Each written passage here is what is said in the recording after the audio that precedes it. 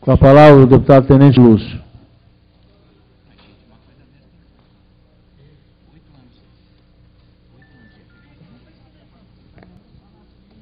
Senhor presidente, senhores deputados, senhoras e senhores, venho a essa tribuna para saudar as Forças Armadas brasileiras pelo transcurso do dia 8 de maio, o dia da vitória, que assinalou o término da Segunda Guerra Mundial.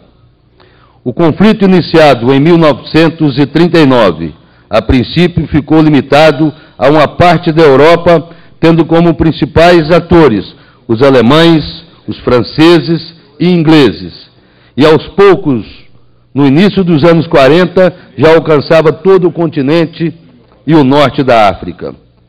Com a Força Expedicionária Brasileira, a FEB, o nosso país voltava a um teatro de operações pela primeira vez, fora do seu continente. E cerca de 75 anos após a Guerra do Paraguai. Por que o Brasil participou desse conflito? Senhor presidente, senhoras e senhores deputados, para revidar a covarde agressão de torpedeamento, afundamento de navios mercantes desarmados em nossas águas territoriais, que totalizaram 31 navios e quase 1.000 brasileiros mortos. Em agosto de 1942, o Brasil, unido, declarou guerra ao nazifascismo.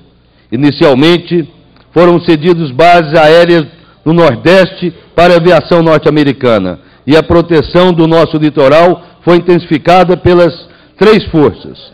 A tropa brasileira, que chegou à Itália em 1944, foi o resultado de 2 penosos anos em que buscou organizar um continente que estivesse à altura dos soldados de outros países. Devido às dificuldades encontradas, dizia-se que seria mais fácil a cobra fumar do que a FEB embarcar. Superadas as dificuldades, a FEB embarcou para a Itália e adotou o lema: a cobra fumou. Era constituída de uma divisão de infantaria e os órgãos não divisionários, grupo de caça e uma esquadrilha de ligação e observação da Força Aérea. Ao todo, 25.344 combatentes, comandados pelo general de divisão Mascarenhas de Moraes. Fomos representados por homens e mulheres de todas as regiões brasileiras, que foram agrupadas no Rio de Janeiro, a Vila Militar, para se adestrarem em condições mais próximas da realidade da guerra.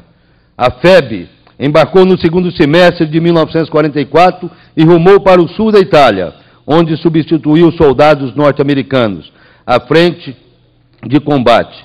Todo esse esforço foi procedido já em solo italiano, por duros treinamentos, até que a tropa fosse considerada apta. Nesse tempo, forjaram-se heróis anônimos nas escaramuças de patrulhas de reconhecimento, enfrentando o duro inverno e preparando o ambiente que se seguiu a vitória de Monte Castelo.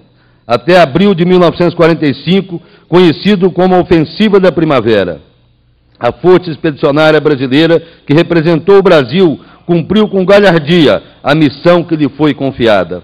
A despeito de todas as situações que enfrentou, percorremos mais de 400 quilômetros e fizemos mais de 20.000 prisioneiros, uma divisão inteira. Regressamos com feridos ainda sangrando, mas nunca o nome do Brasil foi comprometido. Senhor presidente, senhoras e senhores deputados, para finalizar, o dia 8 de maio é um dia de festa para a nação brasileira. As emocionantes palavras dirigidas pelo então general de divisão Mascarenhas de Moraes, comandante da Força Expedicionária Brasileira, repercutem até hoje nos corações e nas mentes das diversas gerações dos nossos soldados. Sobretudo porque nossas Forças Armadas nunca foram derrotadas nas lutas das quais participaram. E daqui, dessa tribuna, eu referencio a todos os que lutaram naquele sangrento conflito. Aos mortos que descansem em paz no monumento a eles erguido no Rio de Janeiro. E aos pracinhas vivos, o meu profundo respeito e a gratidão dessa casa, especialmente aos meus conterrâneos mineiros. O esforço de vocês não foi em vão. Gostaria de cumprimentar a todos e dizer quanto tempo vai passando, né?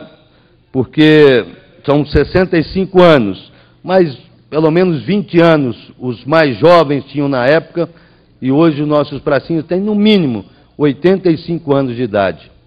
Aqueles que ainda estão vivos, mas vivos estão todos na nossa memória. Eu agradeço aqui a presença do Coronel Loureiro, um representante do Exército Brasileiro, do Coronel Orlando Efraim Natividade, instrutores meus no Exército Brasileiro. Agradeço o meu companheiro, amigo Wellington Prado, por ter trocado o lugar comigo na fala aqui, porque nós estamos saindo agora de viagem e o Wellington Prado gentilmente nos cedeu parte desse tempo. Muito obrigado, deputado, e estaremos aí, continuaremos sempre juntos na luta em prol dos menos favorecidos. Muito obrigado. Com a palavra o deputado André Quintão.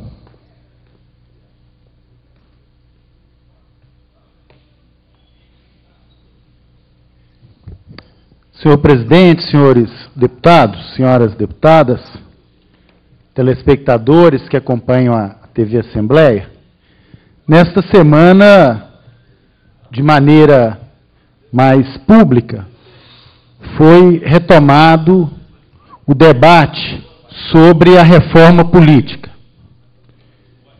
E é esse assunto que eu gostaria aqui de tratar, até pela importância de Minas Gerais nesse debate, da Assembleia Legislativa e, particularmente, do meu partido, o Partido dos Trabalhadores.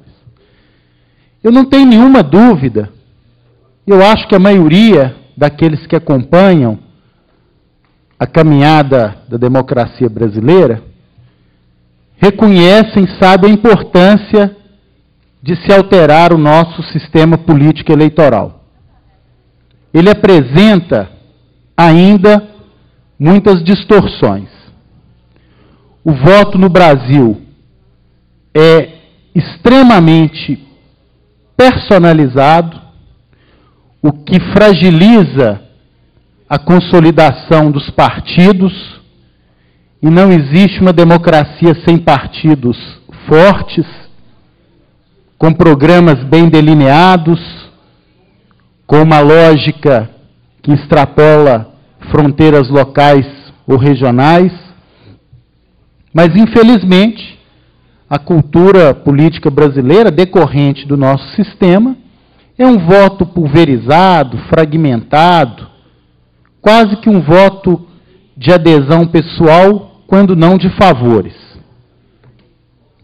Evidente que alguns partidos se destacam do ponto de vista de uma nitidez ideológica maior, de uma coerência nacional maior, e aí ressalto a importância do Partido dos Trabalhadores nesse contexto, mas o nosso sistema ainda é personalizado. Temos também questões vinculadas à desigualdade na concorrência nas eleições, desigualdade de oportunidades em função do tipo de financiamento. O financiamento privado faz com que o poder econômico exerça um predomínio grande nas escolhas.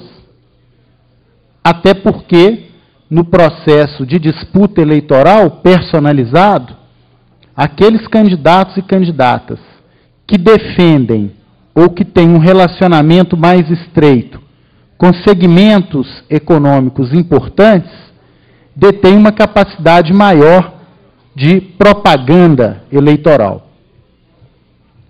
Além disso, dessa desigualdade na concorrência, esse tipo de financiamento gera, pela pouca transparência, uma relação, diria, quase que incestuosa entre o público e o privado. E aí a sucessão de escândalos, de denúncias, comprovam esta afirmação por todos nós já referendada. Então, acho que quando o Congresso acena para o financiamento público de campanha, rediscute o tipo de voto para um voto proporcional, mas em lista fechada, evidente que ele avança. Mas eu queria aqui também levantar outros pontos. Primeiro, é importante sim fazer a reforma, mas fazer uma reforma ampla.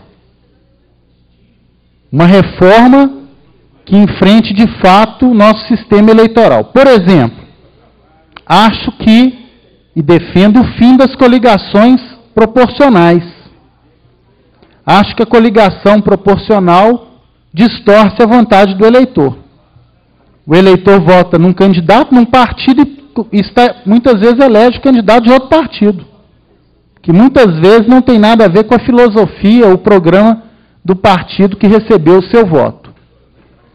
Acho que muitas vezes é uma perpetuação de mandatos.